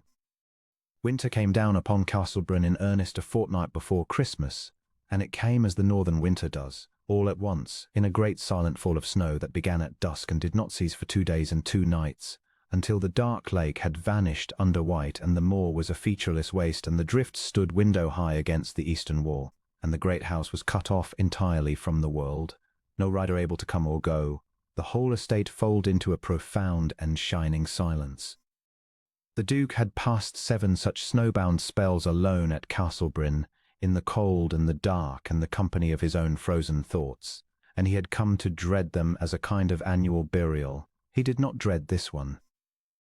He woke the first snowbound morning to a transformed world and a transformed house, the windows bright, the snowlight filling the rooms with a strange floating radiance, and he came down to find his wife already at the long window of the restored parlour with a cup of chocolate warming hands, watching the snow, and she turned to him with a face full of a child's pure pleasure and said, "Sylvester, we are quite buried, cannot get out and no one can get in. The whole world has forgotten us," and the delight in it was so unfeigned, so entirely without calculation, that the Duke crossed the room and stood beside her at the window and looked at the buried world, and felt something in his chest unclench that had been clenched for 7 years. They were snowbound 9 days. They were the strangest and the dearest 9 days of the Duke's life. There was nothing to be done. That was the gift of it. The work of the estate stood suspended under the snow. The household, reduced to those who lived in, kept the great hearths burning, and the larders had been laid in for the winter, and there was nothing for the Duke and his Duchess to do but be in the warm rooms together with the white silence pressing at the windows, and so, for the first time, they talked. They talked by the fire in the long blue evenings, when the snowlight failed and the candles were lit and the house drew in close and warm around its 2 waking hearts. They talked of small things first, the safe things, the books in the library she had catalogued, the receipts the cook had taught her, the history of the house, and the strange, beautiful, melancholy north she had come to love. And then, by degrees, as the snow held them and the firelight loosened their guard, they talked of larger things. She told him of her childhood, of her dead mother whose silk she had been married in, and whose old cloak she rode the estate in, of her ruined feckless father whom she loved still and could not respect, and had locked, with her own clear-eyed mercy, out of any further power to harm her. She told him, without self-pity, what it had been to grow up in a house collapsing slowly under a charming fad ventures, to learn young that she could rely on no one's competence but her own, to become at 15 the true keeper of a household her father imagined he ruled. The Duke understood, listening, where her uncanny steadiness had been forged, in what long apprenticeship to other people's ruin she had learned to walk into a dying house and simply, without fuss, begin to mend it. And on the 7th snowbound night, by the low fire, with the candles burning down and the white silence absolute beyond the windows, the Duke told her about Eleanor. He had not meant to. He had told no living soul in 7 years.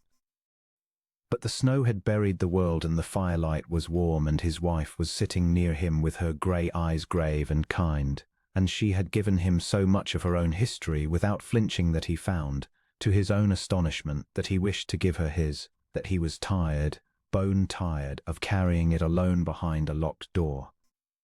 And so he told her.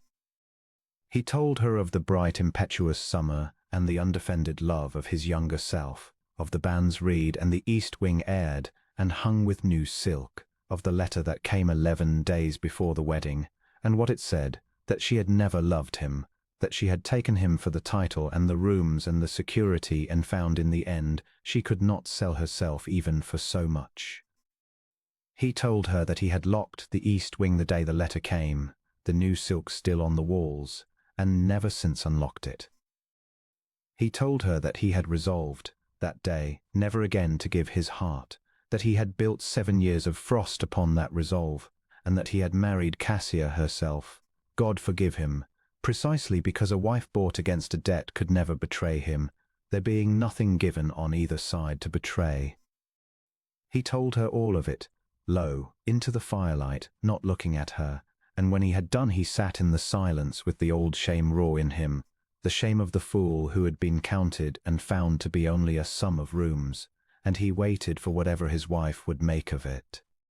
Cassia was quiet a long moment, then she said gently, "Thank you for telling me. I know what it cost. I have wondered, since the night you would not let me ask about the east wing, what was behind that door, and I will tell you now that I imagined 100 things worse than the truth, a buried wife, a dead child, some horror. The truth is not a horror, Sylvester. The truth is only a young man who loved with his whole heart and was used cruelly for it. There is no shame in having loved. The shame is all hers who could be loved like that and count rooms." She paused. "But I will tell you something, since we are telling each other true things tonight, and you may make of it what you will." "Tell me," the Duke said. "You married me because you thought a bought wife could not betray you, there being nothing given to betray." She turned to him, and the firelight was in her grey eyes, and her voice was very steady. "And I married you because I had nothing left to lose, and a drowning woman does not refuse the only spar in the sea. We came to each other empty-handed and cold, both of us, each thinking ourselves safe because we expected nothing, and I will tell you, Sylvester, that I am no longer safe at all. I do not know the hour it changed. Perhaps it was the meadows you drained and would not own to.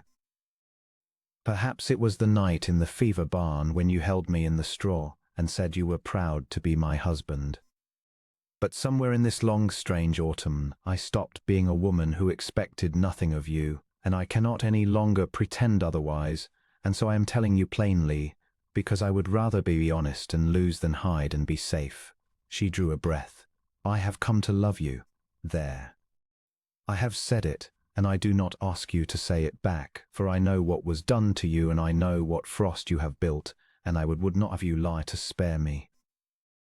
But I will not sit by your fire and tell you true things about my mother and my ruined father and keep silent about the truest thing of all. I love you. Whatever you do with it is yours to decide. I only could not let the snow melt without your knowing." The Duke of Castlebryn sat very still in the firelight, and within him 7 years of frost groaned and shifted like ice on a river at the first true thaw. Everything in him that had been frozen by Eleanor's letter cried out that this was the trap, that here again was a woman by his fire telling him of love, that he had been ruined once by believing exactly such words and must never believe them again.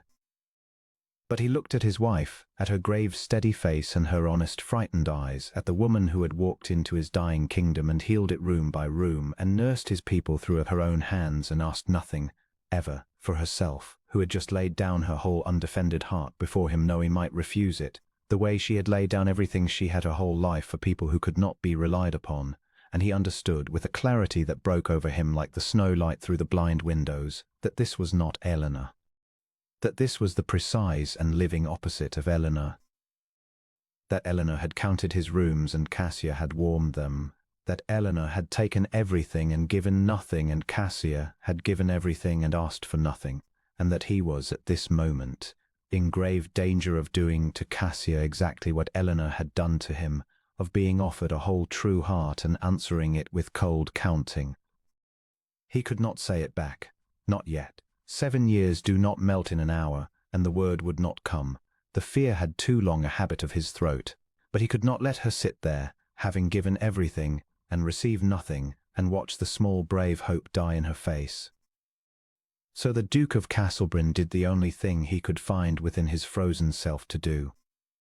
He reached out in the firelight, and he took his wife's hand, the cold, steady hand he had held at the altar and in the fever barn, and he raised it to his lips and he kissed it, slowly, his eyes never leaving hers, a thing he had never done, a thing that said more than his voice could yet manage. And he held her hand against his mouth a moment, and then against his cheek, and he said, low and rough, the most he could give. I cannot say the word yet. The man who could say it freely died in this house 7 years ago, and I have only just begun to suspect he might be brought to life again, and by you, and I am afraid, Cassia, I who have not been afraid of any living thing in 7 years am afraid of this, of you, of how much He stopped. Give me time, he said. Do not take your heart back for my cowardice. Only give me time to learn again what I unlearned. That is all I ask. Stay and be patient with a frozen man, and I think that the thing you have offered me may yet be the saving of my life. Will you wait? I have nowhere else in the world I wish to be, Cassia said softly, and no one else I have ever wished to wait for. Take your time, Sylvester. The ice has held 7 years. It need not break in a night. I am not going anywhere. I find I am exactly where I was always meant to come. And outside the snow lay deep and shining over the buried world, and inside, by the low fire, the Duke of Castlebryn held his wife's hand against his cheek, and felt the long thaw begin in earnest, the first great cracking of an ice he had thought eternal, and he was afraid, and he was, for the first time in 7 years, almost unbearably happy, and he did not let go of her hand until the candles had burned to their sockets, and the snowlight came grey and pure into the windows with the dawn. The snowbound days had a rhythm all their own, and the Duke surrendered to it as a man surrenders to a current. He has stopped fighting. In the mornings, while the household kept the great hearths fed and the white light filled the rooms, he and Cassia took to walking the long galleries together, for there was nowhere else to walk, the world being buried, and the galleries of Castlebryn ran the whole length of the house, hung with 3 centuries of dead dukes and their duchesses in their darkened frames. They had never walked them together before. Cassia stopped before each portrait and asked him who it was, and the Duke, who had passed those painted ancestors 1,000 times with glance, found himself telling her their stories, the ones he knew, the grand fumbled away half the estate, and the great-grandmother who had won it back, the Duke who built the East Wing, and the Duchess who planted the beeches along the lake, the long parade of Castlebryns who had lived and quarrelled and died in these cold rooms, and he heard his own voice warming to the telling, the house is dead becoming, in the snowlight, a kind of company, and his wife's grave, attentive face turned up to each one, as though the whole sad grand history of his blood were a thing worth the knowing. There is no portrait of you, she observed, near the end of the gallery, where the frames gave way to bare wall. No, the Duke said. My mother meant to have one made, and then she died, and after that there seemed no one to make it for. He had not intended the words to carry what they carried.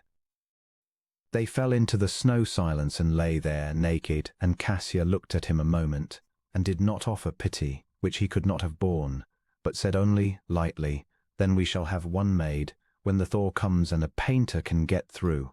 The gallery wants finishing. A house should not end on a bare wall. It looks as though the family gave up, and the Duke understood that she had taken the loneliest thing he had said in a year and turned it, deftly, into a small, ordinary plan for the future, a future that assumed his portrait and hers would hang together at the end of that long line, and the assumption was so quiet and so certain that it warmed him more than any consolation could have done. In the afternoons they read. Cassia had found in the salvaged library a great quantity of Poe plays and travellers' tales, and she read aloud, in a clear, unaffected voice, while the snow heap against the windows and the Duke, who had spent 7 years' worth of evenings alone with his own black thoughts, sat and listened to his wife's voice fill the warm room and thought that he had not known, until this winter, what the wood evening could mean, that it could mean this, a fire and another living soul, and not merely the long cold corridor of hours between the cold dinner and the cold bed. Once, reading a thing that touched her, her voice caught and she looked up, half laughing at herself, her eyes bright, and the Duke looked at her across the firelight, and felt the whole of his frozen heart turn over slowly in his chest, like the great ice on the lake at the first warm wind, and he had to look away into the fire, lest she see in his face the thing he was not yet able to say. And in the evenings, the long blue snowbound evenings, they talked, and it was in those evenings, before the night he told her of Eleanor, that the Duke first felt the precise nature of what was happening to him, not the warmth of a comfortable arrangement, not the satisfaction of a well-run house, but something far more dangerous and far sweeter, the slow, helpless turning of a man's whole heart toward another person, the thing he had sworn in his frost would never happen again. He fought it in those evenings, even as he gave way to it. He would catch himself watching the firelight on her face, on the curve of her cheek, on the dark hair coming loose from its pins as the long day wound down, on the steady grey eyes that had refused to look away from him in her father's study a year ago, and he would feel the longing rise in him, a clean, fierce, undeniable longing to the small space between their two chairs and take her hand and never let it go, and he would muster it and sit still, and the mustering grew harder every evening, and he knew with a kind of doomed exhilaration that there would come an evening when he could not master it at all. That evening was the 7th, the night he told her of Eleanor, and she told him she loved him, and he kissed her hand and held it against his cheek and asked her to wait. And after that night the snowbound days changed again, for the thing between them was spoken now, half spoken, the door pushed ajar, and they moved through the remaining buried days in a new and trembling closeness, a courtship at last, though neither named it so, a courtship conducted in glances and small touches and the charged sweetness of two people who have admitted, finally, what they are to each other and are only waiting, with what patience they can manage for the last frost to clear.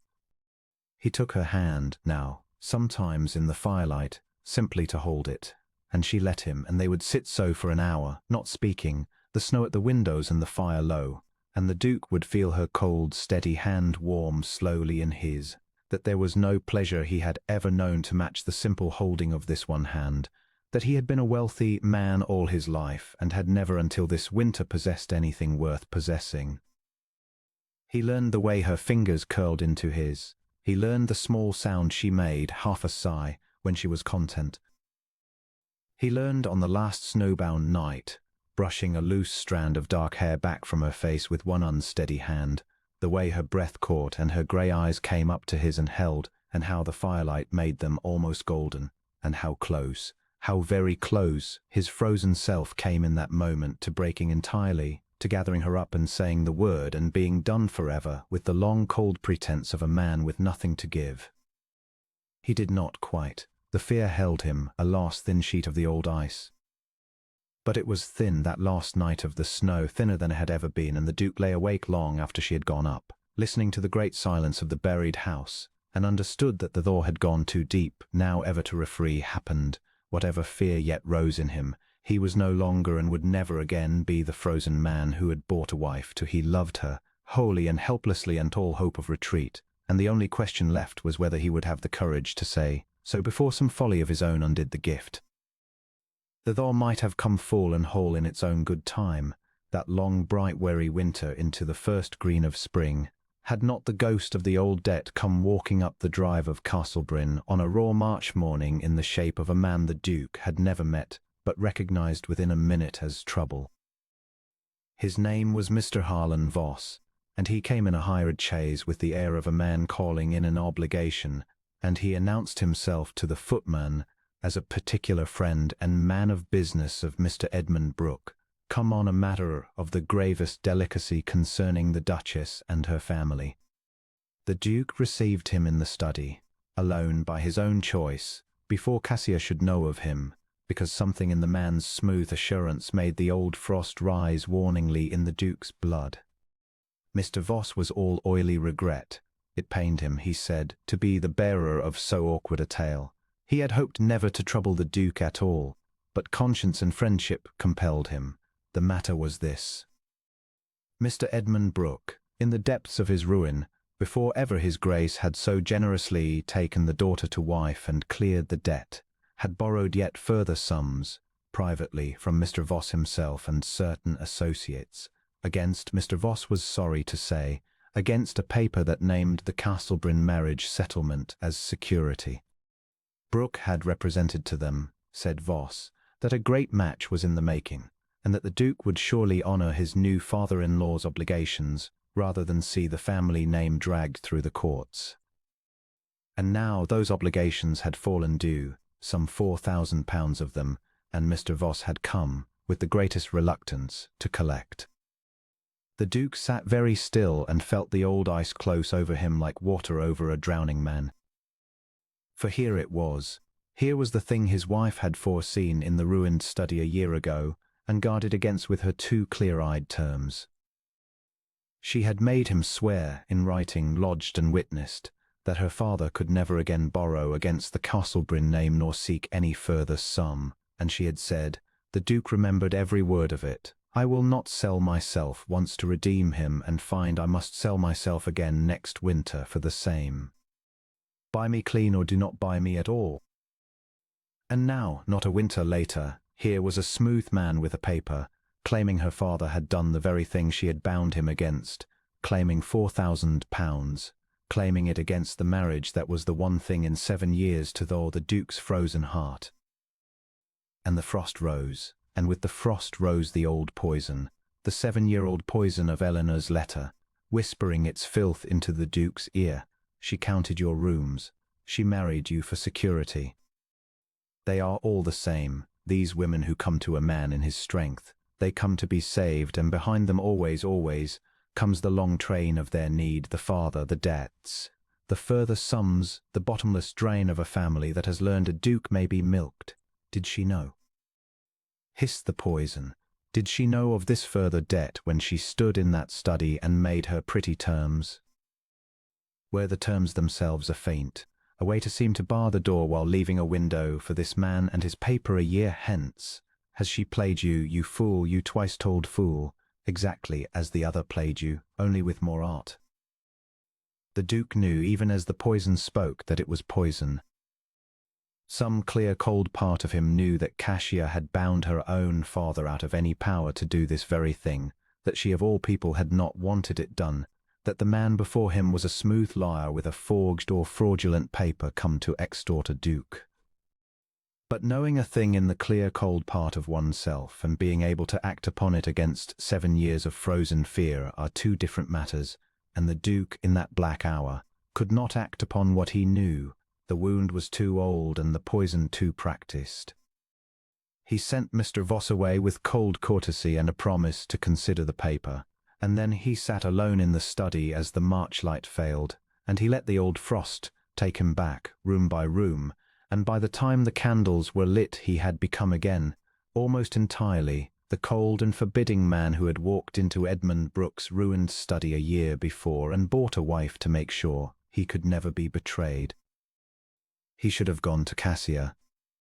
He should have laid the whole of it before her, the man and the paper and the claim, and even, God help him, the poison it had stirred, and she would have met it as she met everything, clear-eyed and steady and whole, and the thing would have been finished in an evening, and the thaw gone on unbroken. He did not go to Cassia. The frost would not let him. Instead he grew cold to her, all at once and without explanation, over the following days, exactly as he had been cold in the beginning. The long silences at dinner, the eyes that would not meet hers, the courteous distance like a drawn blade.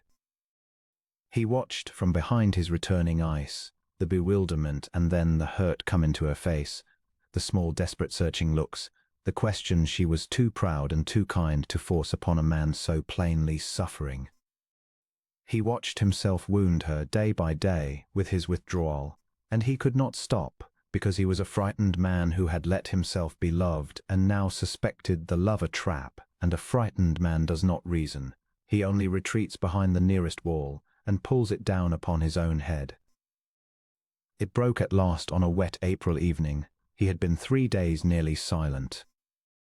She came to him in the study where he sat over Voss's paper, which she had taken out again to brood upon, and she shut the door, and she stood before his desk exactly as she had stood before her father's a year ago, hands folded, chin lifted, and she said, in a voice that shook only at the very edges, I will not be frozen out of my own marriage without a reason, Sylvester.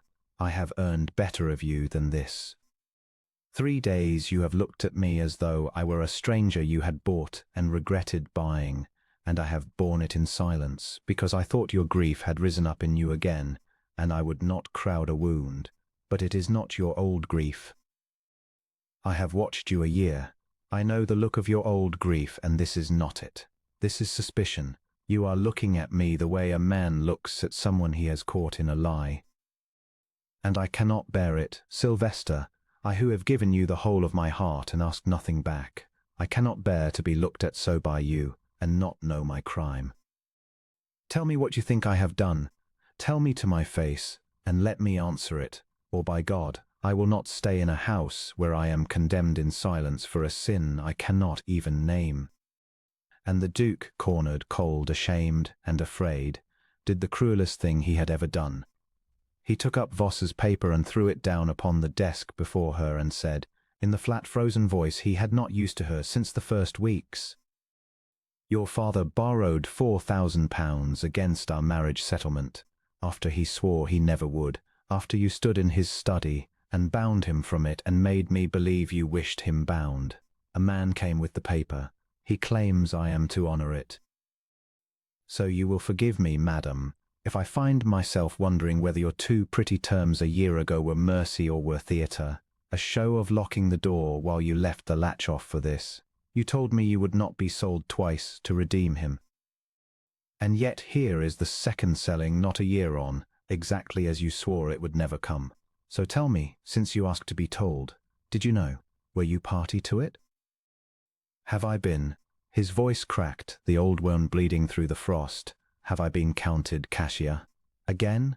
Tell me to my face, you said. Very well. There is what I think you have done.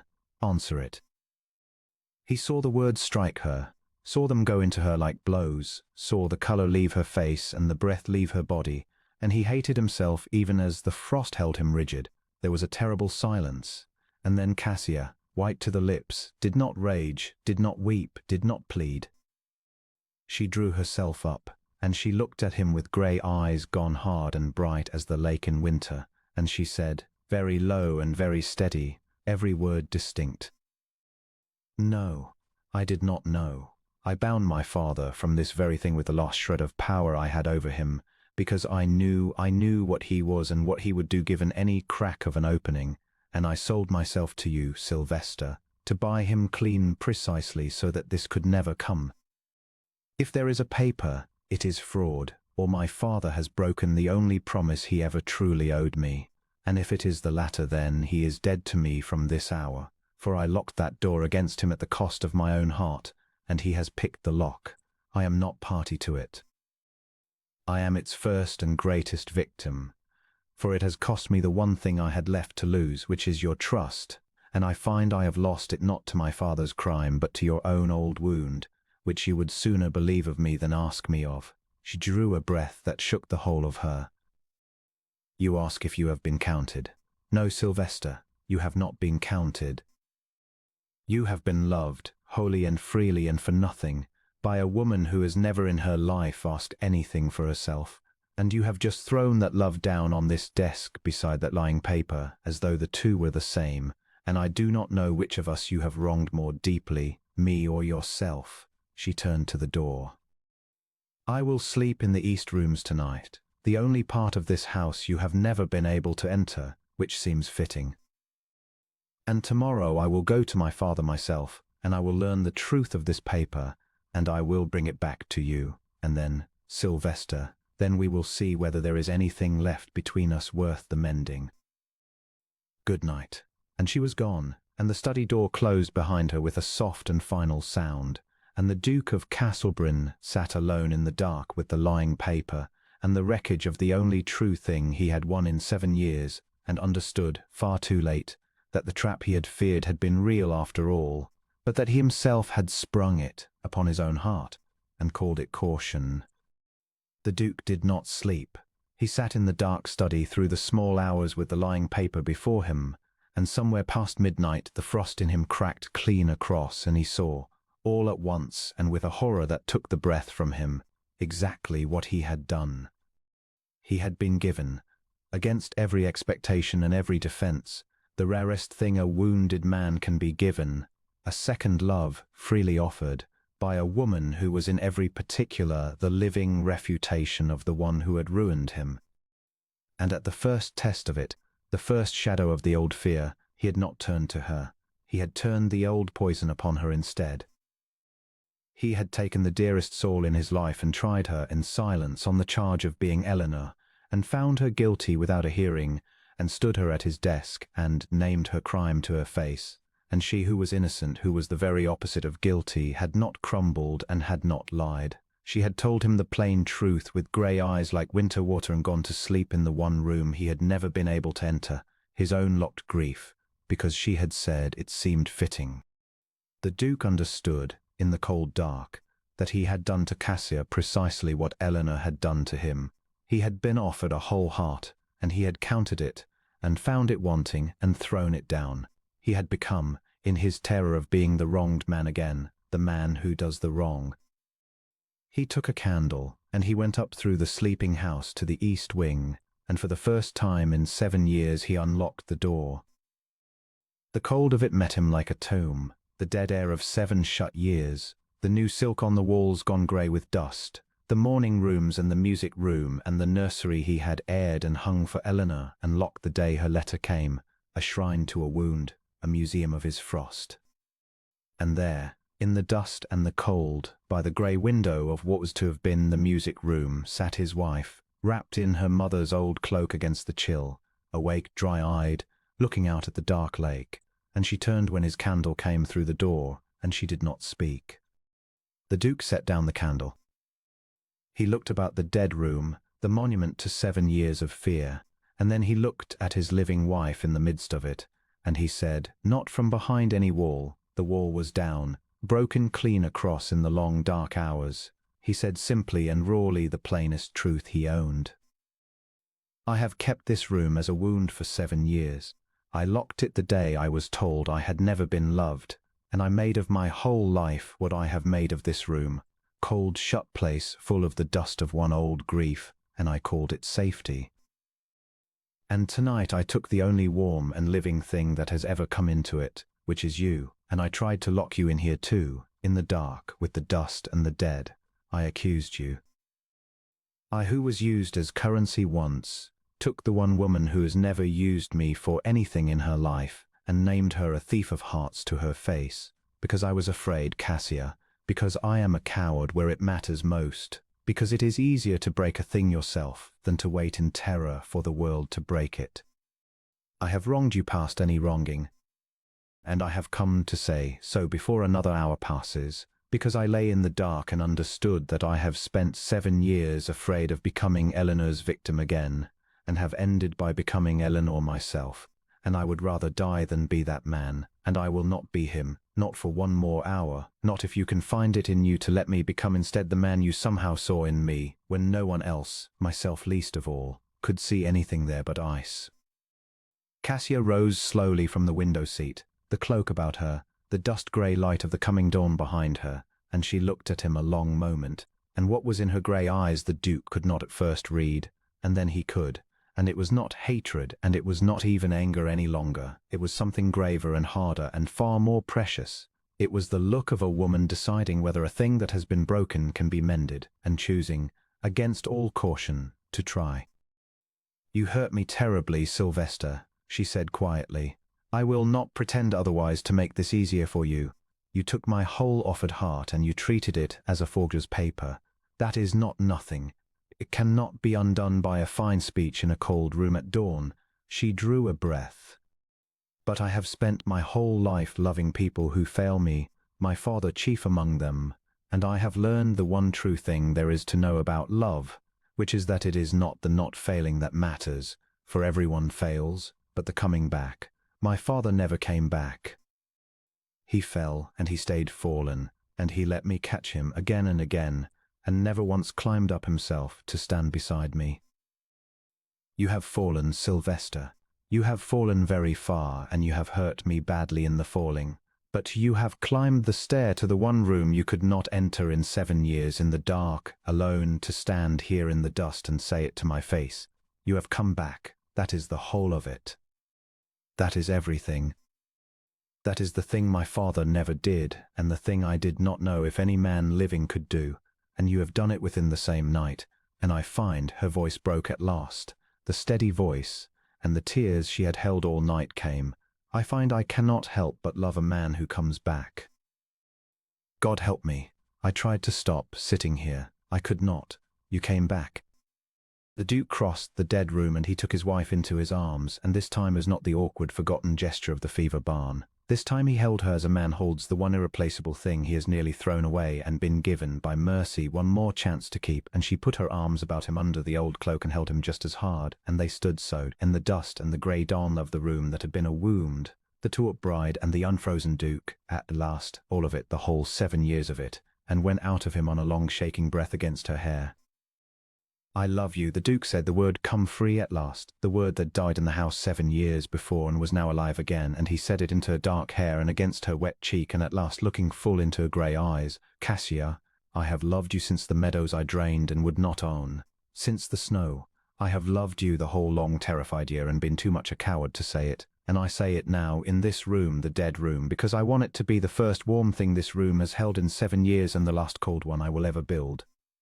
I love you. There is no further sum could buy you, and no paper could sell you, and no fear of mine will ever again be allowed to doubt you. I love you, and I am yours, and I have been a fool, and I am done being one. Forgive me. Stay. Be the duchess of a warm house and the wife of a thawed man, and let us burn the dust out of this room, and every cold room in this house and in me. Forgive me, and stay.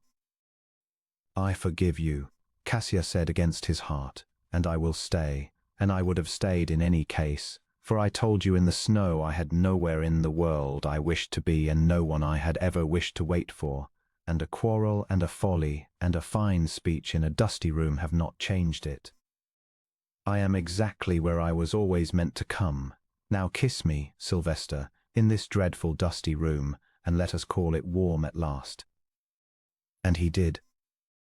As for the lying paper, the truth of it came clear within the week, and it was as Cassia had said. Mr. Harlan Voss was no friend of her father's at all, but a swindler who had got wind, through the servants' gossip that runs from house to house, of the marriage and the cleared debt, and had forged a bond in Edmund Brooke's name on the gamble that a great duke would pay £4,000 rather than suffer scandal. The Duke, no longer cold and no longer afraid, and now thoroughly, magnificently angry on his wife's behalf, set his lawyers and magistrate upon the man with the full weight of the Castlebryn name, and Mr. Voss, who had reckoned on a Duke too proud to fight, found himself instead postposed and bound over for fraud before the month were out. And when the truth of it was known, the Duke did a thing that surprised the whole county. He wrote to Edmund Brooke, whom he had despised, and told him plainly that a swindler had been broken for it, and that he, the Duke, an apology for having for a single black hour believed his daughter capable of conspiring in it, and that the door Cassia had locked against her father a year ago remained locked, that being her right and her wisdom, but that the Duke would be glad if Brooke conducted himself to receive him as at Castlebryn one day, for he had learned, this past year, that a man may climb up out of his own ruin if he is given a reason and the room to try. It was the act of a thawed man, and Cassia, reading it over his shoulder as he wrote, said nothing, only laid her cheek against his hair, and the Duke understood that he had at last begun to repay, in the only coin that mattered, the immeasurable thing his bought bride had given him for nothing. The spring that followed the breaking of the ice was, the Duke would think ever after, the truest courtship of his life, and the strangest, for it was conducted by a man and his wife, who had already been married a year and quarrelled to the edge of ruin and come back, and who set themselves now, both of them, to the slow sweet work of learning each other in the daylight, as they had begun to learn each other in the snowbound dark. He courted her in earnest, that spring, having wasted a year too frozen to court her at all. He rose now not to breakfast alone with his letters, but to walk out with her in the cool green mornings while the dew was still on the grass, down the long avenue of beeches his great-grandmother had planted, around the bright thawed lake where the swans had come back, and they talked of everything and of nothing, and he learned the pleasure, denied him for 7 years, of an ordinary morning made extraordinary by the company of the one beloved soul. He found small ways to please her, and took, in the finding, the keen delight of a man discovering late in life a faculty he had thought he lacked. He had the painter brought when the roads cleared, and sat for his portrait and hers, the two of them together, to hang at the end of the long gallery where the bare wall had been, so the family should not end on a blank. And he stood with her before the half-finished canvas, and thought that the man in it, the man with the warm kin to his painted face, was a man he had not been a year ago and would not have recognized, and that she had made him by patient brushstroke of her own steady love, the way the painter was making the portrait, out of nothing, by sheer faith in the figure that would emerge. He learned her that spring, as he had never let himself learn another human soul. He learned that she sang low to herself when she thought no one heard, old country songs from the south of her girlhood, and that her voice was sweet and a little sad, and that if he came quietly to the door of whatever room she worked in, he might catch a verse before she knew him there, and that she would break off shy when she saw him, and that he would say every time, "Do not stop on my account," and she would smile and go on, and the singing of those southern songs in the cold northern house became, for the Duke, the very sound of his happiness. He learned the particular set of her shoulders when she was tired and would not say so, and learned to send her, gently, to rest before she asked it of herself. He learned the books she loved and read them himself, in his study late, so that he might speak of them to her and watch her face light at being known. He learned, in short, the whole geography of one beloved person, and found it the most absorbing study of his life, and understood that he had spent 36 years rich and titled and entirely impoverished, for he had never until now possessed the one form of wealth that signified, which was to hold another soul precious, and to be held precious in return. And she courted him too, in her quieter way, for the hurt of the dark hour did not vanish in a night, however fully forgiven, and the Duke understood that he must earn back, day by day, the perfect trust he had broken, and that Cassia, for her part, was learning day by day to trust again a man who had once, in his fear, turned on her. They were gentle with each other that spring, the gentleness of two people who have seen how easily the precious thing can crack, and are resolved never again to be careless of it. He would catch her, sometime with a flicker of the old wariness, as though some part of her still braced for the frost to return, and he made it his whole study that spring to show 1,000 small unfailing kindnesses that the frost was gone for good, that the man who had turned on her over a lying paper was dead and buried with the dust of the east wing, and slowly, week by week, he saw the wariness leave her grey eyes, saw her come to rest in him, the way a creature long hunted comes at last to trust that the open hand holds no trap, and the day he saw it complete, the day she looked at him across the breakfast table with not the smallest shadow of doubt remaining anywhere in her face, only the whole warm open trust of a woman entirely safe at last, the Duke counted as the finest work of his life, finer than the saving of the village, finer than the healing of the house, for it was the healing of the one thing his own folly had broken, and he had mended it not with money or with power, but with the patient daily currency of a love did not fail, and did not flinch, and did not turn. There was an evening, late in that spring, that the Duke kept always afterward as a kind of treasure. They had walked out after dinner to the row of the lake, in the long northern dusk that scarcely darkens at that season, and they had stood together watching the last light go off the water, and Cassia had leaned her head against his shoulder easily easort, the way she could not have leaned in the frozen days, the way that meant she had forgotten, finally, to be afraid of him, and the Duke had put his arm about her and held her, and neither of them had spoken for a long while, and the swans had come up white off the darkening water, and the first stars had pricked out over the moor. And the Duke of Castlebryn had stood on the rise above his thawed lake with his thawed heart, and the woman who had thawed both of them warm and trusting against his side, and had been visited by a happiness so complete, so unlooked for, so wholly undeserved by the cold man he had been, that it had closed his throat and stung his eyes, and he had bent his head and pressed his lips to her dark hair and whispered, into the gentle dark, "I did not know. All those frozen years, I did not know a man could feel a thing like this. I thought I had felt the whole of what there was, and lost it, and that what was left was only the long cold managing of an empty life. I did not know there was this. You have shown me a country I did not believe existed. I will spend the rest of my life there, with bless every cold hour that drove me to it, for they brought me to this rise and this happiness and you." And Cassia had turned her face up to him in the light and said nothing at all, only smiled, the slow, grave, warm smile, and reached up and laid her hand against his cheek, and the Duke there were some happinesses to any words, even his newfound warm ones, and that the silence of two people who have found their whole hearts home in each other is the most eloquent speech there is, and they had stood so until the stars were thick overhead, and then had walked home together through the soft dark to the great warm house that had, a year before, the saddest in England, and was now, by the long slow miracle of a single steady love, the place where the Duke of Castlebryn had at last, and entirely, come home. A full year and a little more from the grey morning he had bought himself a bride in a ruined study, the Duke of Castlebryn stood at the tall windows of his great house and watched the summer light lie golden over a kingdom utterly transformed, and marvelled, as he marvelled most days now, at the change a single steady woman had worked upon a frozen world. The dark lake lay blue and bright below the rise, and there were swans upon it that had come back of their own accord, as wild things do to a place that has begun again to live. The forecourt fountain his wife had cleared in her first autumn ran clear and singing now, and the dry choked basin was full of water lilies.